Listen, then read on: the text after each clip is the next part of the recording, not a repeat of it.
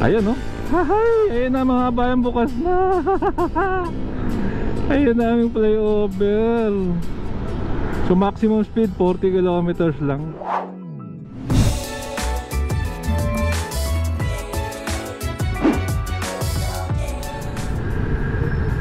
Ayun, magandang araw mga kababayan, no? Dito tayo ngayon sa Ebacom, Parañaque. So ito, dadaan tayo rito, Sucat Road. Papakita ko lang sa inyo, no? Request din ng ating mga kababayan. Pakita ko raw yung kaganapan dito sa bagong bukas, no? Ang bilis ginawa nito, nitong C5 extension Quirino flyover. Mga kababayan, hindi po dito yung flyover, no? Ang gagawin po natin ay bandang SM Sucat ay kakaliwa po tayo pa C5 extension. So tumbukin lang natin, mga ano lang to, siguro to 2 kilometers na sa SM City Sucat na tayo. At time check po is alas 8 Gs ng umaga, rush hour. Araw po ng Lunes, April 29. So ito nga pong flyover na ito, ang ginagawa nito is papabilisin nito yung biyahe, no? Nung mga pakabite, lalo na yung mga nakamotor. Kasi dati dun sa intersection dyan sa bandang Villar Sipag, laging traffic dyan. So yun nga, no? Pati yung mga motoristang pakalax, Cavitex, mapapabilis na yung kanilang pag-join, no? Kasi nga dahil tumbok na ito yung mismong Cavitex na itong flyover na ito. So sama lang kayo. At syempre kung bago pa lang po kayo sa ating channel, ay inaanyayahan ko po kayong mag-like, mag-comment and subscribe, hit yung notification bell para updated kayo pag may bago tayong video. So ayan, Parañaque, no? Dito tayo at talaga namang rush hour mga kababayan. Okay, ito na, approaching na the record. Okay, ito, approaching na tayo ng SM City Sucat. At dyan nga rin, no, makikita nyo yung ginagawang C5 Southlink Expressway o connecta sa Cavitex. Pero dahil bawal ang motor doon at hindi pa ho tapos, ay hindi pa ho natin siya ma-update. Okay, ang daming ano, hindi na natanggal yung steel plates dito. Kakanan tayo rito, sikip. Dito, ayun, no, ito SM City Sucat na. Kakanan mo tayo rito para ho makapag-join tayo sa C5 extension. Dadaan tayo sa ilalim.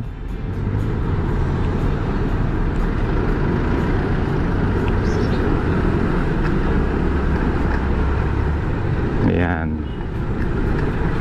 So ito na. Iyan.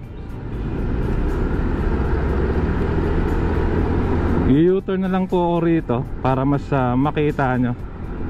Tawid tayo maya maya. Ito po flyover to ng Sucat.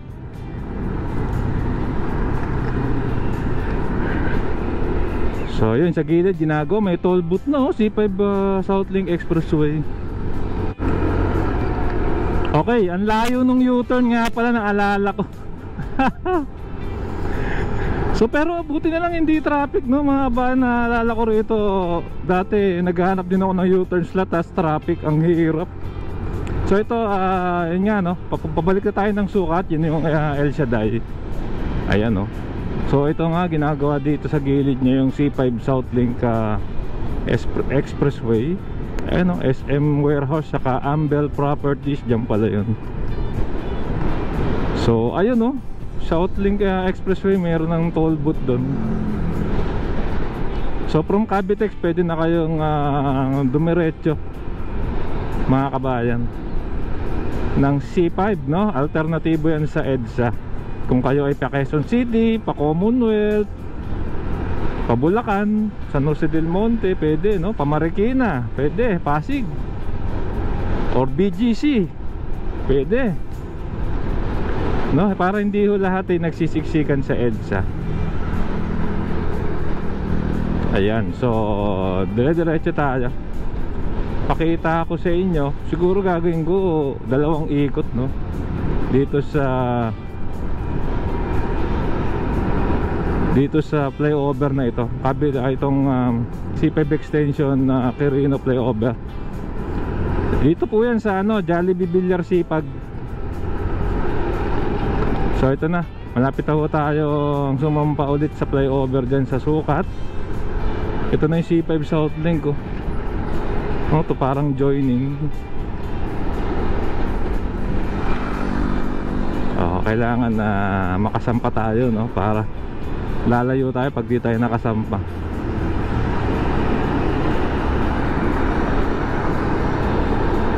Bitak-bitak yung kalsada rito. Ito na. So dito tayo kanina. Ayan, kasi o yan, o, mapupunta ka sa ilalim pag nandun ka sa kanan, eh. So kailangan gitna ka. So ayan, sampa na tayo. Muli, ito yung flyover dito sa Sukat. Ayan, pero hindi ito yung pipicture natin. Ito nga pala mga kabayan, no, 2 beses na ako nakadaan gabi, hindi ko na vlog. So siguro mga 4 days ago na yon. So siguro mag 1 week na rin bukas to, no. Walang masyadong magarbong parang opening, wala eh. Talagang nakita ko na lang may dumadaan na, so dinaanan ko na rin. Ayan, so dito na tayo sa C5 extension. Dito nga ginawa yung unang mga girder na itong LRT1 Cavite Extension Project. Ayan, no, sa may Petron dyan. Ayan, so ito yung sinasabi ko sa inyo. Ayan, no, which is 95% na raw to, no? Malapit na to, mga bayan, yung mga estasyon na lang, mga konting kinis na lang. Isa sa pinakamabilis no na project na ano ko. Within 4 years ay nailatag na ho nila, no? Kahit nung pandemic ko ay hataw to. Yung MRT7 na pag-iwanan na. Sipin nyo, dito pa lang sa lugar na ito, ang dami na natin pwedeng update, oh. Ayan, no? Ito yung dito yan sa C5 extension. So ito na, malapit na tayo dun sa ating target na project na bukas na. So mangyayari nga ito, ito yung senaryo. Kung galing po kayo ng C5 extension at pa-Cavitex kayo mga kababayan, ito bilisan natin. At pa-Cavitex kayo mga kabayan, ganito dadaan pa kayo dati dito sa ano,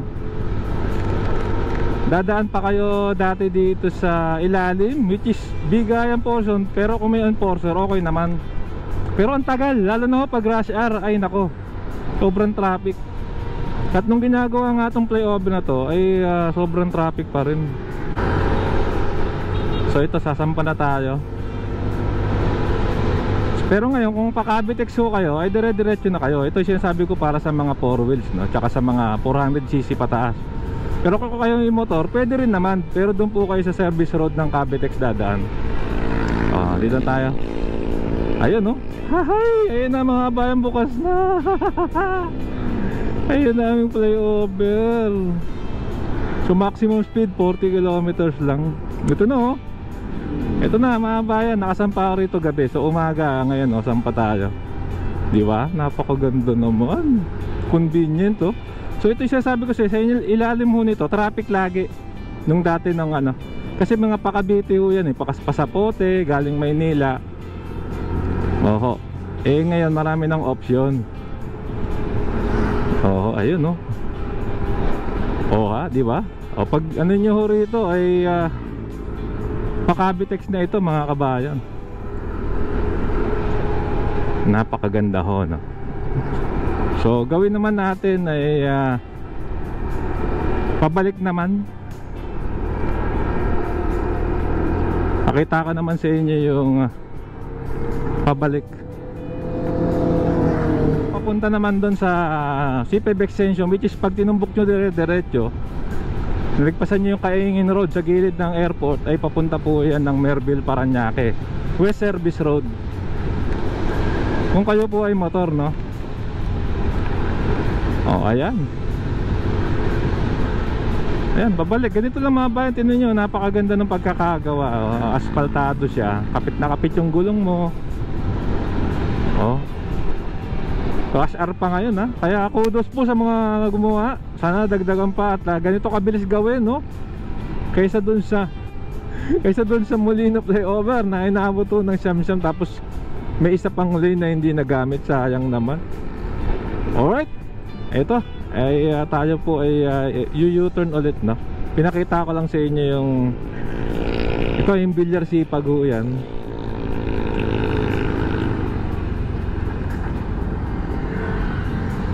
Ayan, saan pa tayo ulit? Ayan.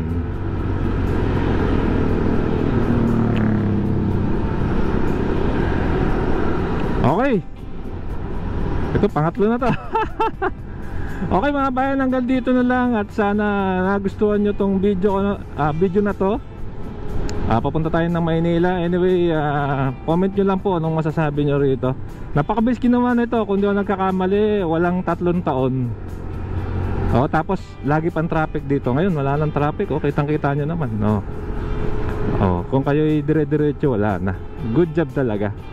Anyway mga bayan, hanggang dito na lang. Kung nagustuhan nyo po itong video, inaanyahan po kayong mag-like and comment and subscribe with yung notification bell para updated po kayo pag may bago tayong video. So maraming pong salamat. Keep safe, huwag masakit, sarap maglakbay. And see you po sa next vlog update mga sama. Walang traffic. Let's go.